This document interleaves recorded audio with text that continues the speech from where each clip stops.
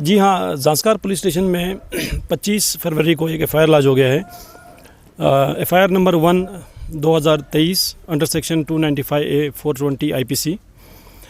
ये 25 फरवरी को FIR launch हो गया था on the basis of numerous complaints जो रिसीव हुए हैं हमें थ्रू वेरियस सोर्सेस एंड बहुत सारे इंडोर्स वगैरह आए हैं हमारे पास, चिट्ठियाँ आई थी। उस बेस पे एक्चुअली ये डेवलपमेंट काफ़ी पहले से चल रहा था। उसमें सबसे पहले तो एक कमेटी बनी हुई थी एडमिनिस्ट्रेशन की तरफ से। उस कमेटी के रिपोर्ट्स भी जो है वो सबमिट हुए हैं। उस कमेटी ने 3-4 महीने काफ़ी कुछ इवॉल्यूट करने के बाद उसमें काफ़ी मेंबर्स भी थे स्पॉट में जाके। उन्होंने एक कमेटी रिपोर्ट भी दिया था कि उन्होंने कहा था कि एक एजेंसी जो है वो इसमें इन्वेस्टिगेशन करनी चाहिए। कमेटी ने ये रिपोर्ट भी सबमिट किया है कि इसमें कुछ एडमिनिस्ट्रेटिव फाइनेंशियल लैप्सेस भी हुए हैं जिसके बेसिस पे इन्वेस्टिगेशन जारी रहनी चाहिए। उस बेसिस पे ये हमारा जो फाइनेंशियल क्राइम यूनिट है वो इंक्वायरी कर रहा था, प्रिलिमिनरी इंक्वायरी कर रहा था। तो ये सारा जो है सिलसिला काफ़ी टाइम से चल रहा था।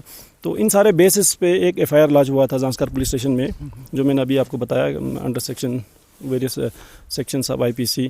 तो उस रिलेटेड जो है हम करगिल पुलिस जो है वो हमने इन्वेस्टिगेशन शुरू कर दी है। इसमें एक्चुअली क्या हुआ था कि पदुम में एक पहले जो है एंशंट घर हुआ करता था, पैलेस हुआ करता था। तो उस पैलेस को मैं थोड़ा बहुत उसमें स्ट्रक्चर बचा हुआ था, उसको थोड़ा सा डिमोलिशन होकर वहाँ एक नया स्ट्रक्चर बना हुआ है जिसमें UT before the formation of UT अर्सवाल स्टेट से एक प्रोजेक्ट जारी था। ये प्रोजेक्ट एक्चुअली टूरिज्म डिपार्टमेंट का था जिसको एग्जीक्यूट कर रहा था REW।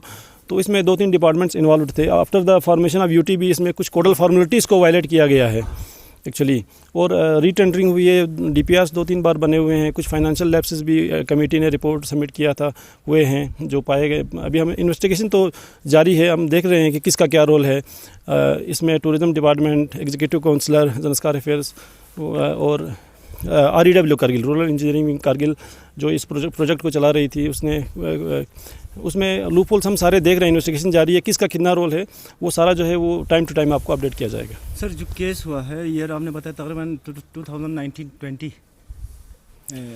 हाँ, ये एक्चुअली प्रोसेस जो है वो काफ़ी पहले से 2016-17 से इसका प्रोसेस शुरू हो गया था।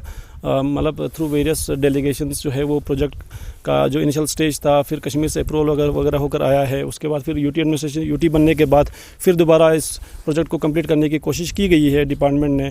तो इसमें एक्चुअली चल रहा था, लेकिन कंप्लेंट जो है वो 2021 से फिर आना शुरू हो गए थे।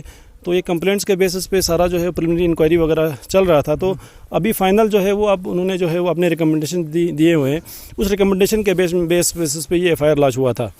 तो दूसरा ये है कि अभी हम तफ्तीश जारी कर रहे हैं डिपार्टमेंट्स में। हम जाके जो है वो इस इंक्वायरी के रिलेटेड या जितने भी डॉक्यूमेंट्स इस प्रोजेक्ट के रिलेटेड जितने भी डॉक्यूमेंट्स हैं इनके पास, डिपार्टमेंट के पास, चाहे वो in the form of DPRs हों या बहुत सारे जितने भी कागज़ चले हैं वो सारे हम सीज़ कर रहे हैं। मैं पिछले 2-3 दिनों से रूरल डेवलपमेंट के ऑफिस से, REW के ऑफिस से, टूरिज्म डिपार्टमेंट के ऑफिस से, आज हम एग्जीक्यूटिव काउंसलर के वहाँ से भी हम पूछताछ करने आए थे। तो इस रिलेटेड इन्वेस्टिगेशन जारी है।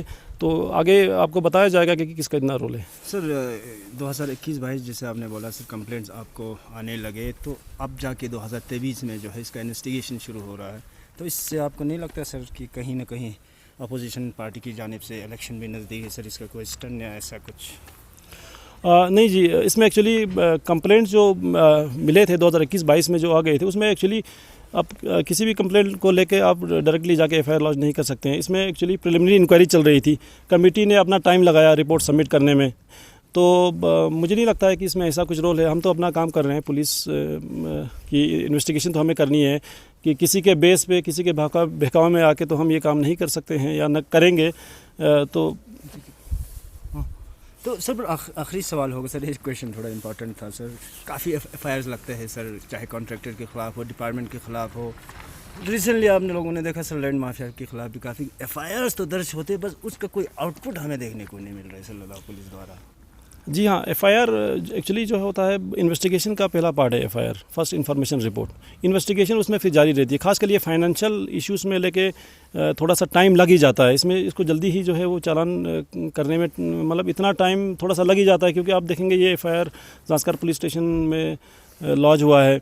फिर उसके बाद वहाँ पे स्पॉट में जाना है, बहुत सारे फॉर्मेलिटीज़ कर रहे हैं, पेपर डॉक्यूमेंट, कल सारे ये एक्चुअली ऑनरेबल कोर्ट को जवाब देना है, तो इसमें टाइम लगता ही लगता है। इन्वेस्टिगेशन जो है वो फुल प्रूफ करने की हम पूरी कोशिश करेंगे। लद्दाख पुलिस का पहला मोटिव है कि वो इन्वेस्टिगेशन फुल प्रूफ हो, ताकि रिस्पॉन्सिबिलिटी जो है वो फिक्स हो जाए। हमें भी जवाब देना है कल ऑनरेबल कोर्ट के पास, तो ऐसा कुछ भी नहीं है कि किसी के बहकावे में या किसी और बेसिस पे हम ऐसा काम करते हैं। तो अभी का जो प्रेजेंट जो इशू है सर, जो केस आया है, उसका अब नेक्स्ट स्टेप क्या होगा? Last question. अभी जैसे कि आपने मतलब सुना कि अगले 2-3 दिनों से जब से एफआईआर लॉन्च हो गया है, तो हम जितने भी डॉक्यूमेंट्स हैं, इसमें कोई भी इशू है, वो सारे जो है डॉक्यूमेंट्स हम इसको सीज़ करने की कोशिश कर रहे हैं। पूछताछ जारी है बहुत सारे एजेंसीज़ के पास। इन एजेंसीज़ के पास हम गए थे, आपने देखा होगा कल परसों 3 दिन से, तब से हम बैठे नहीं हैं। आज हम यहाँ पे आए थे कौंसल सेक्रेटरीट में, एग्जीक्यूटिव काउंसलर के ऑफिस में भी। तो जितना हो सके हम इसको जो है वो इन्वेस्टिगेशन को फर्दर स्पीड अप करने की कोशिश करेंगे। Thank you.